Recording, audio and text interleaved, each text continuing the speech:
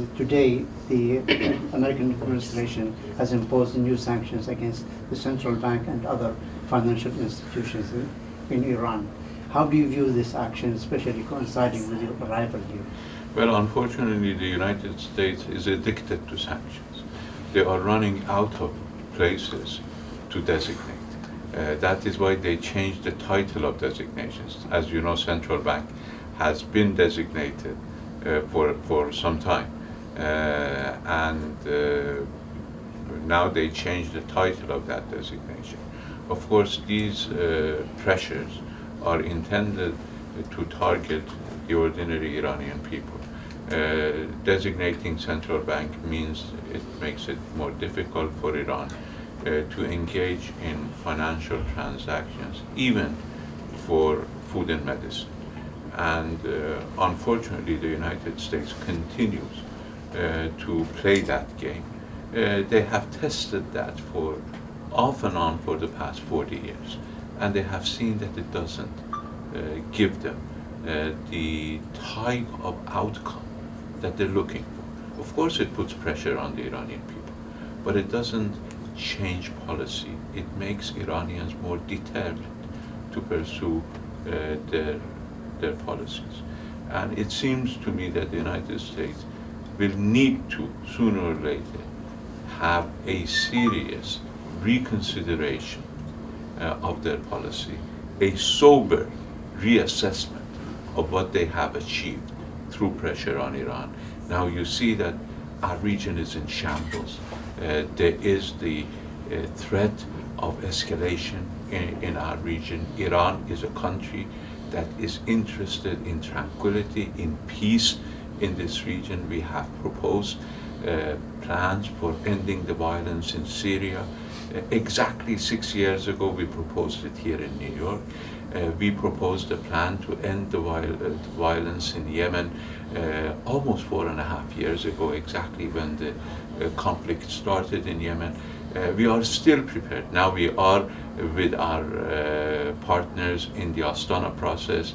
Turkey and Russian Federation have reached good conclusions, good outcomes in Syria.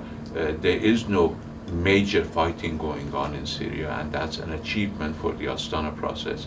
Now we are on the verge of announcing the Constitutional Commission for Syria so that they can start the political process.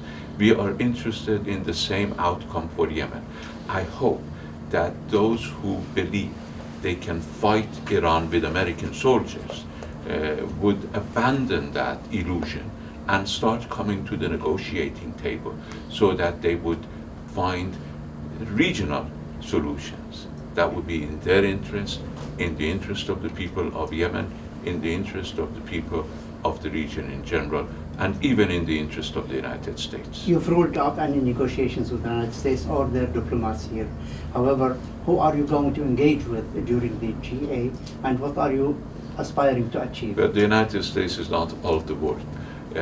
We are going to engage with a lot of countries. The president will see a lot of leaders. I'll see a lot of foreign ministers. We'll see the Secretary General of the United Nations.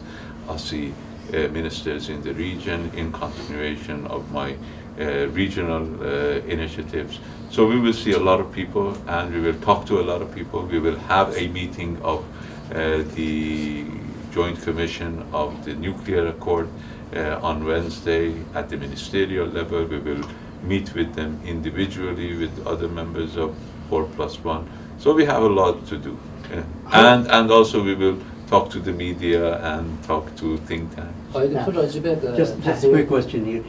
How do you view the United Arab Emirates joining the maritime coalition, the international coalition? Well, we believe that if we want to achieve security in the Persian Gulf and in the Strait of Hormuz, security will not be achieved through joining military coalitions whose nature is to bring insecurity and instability. Security can only be achieved through cooperation in the region.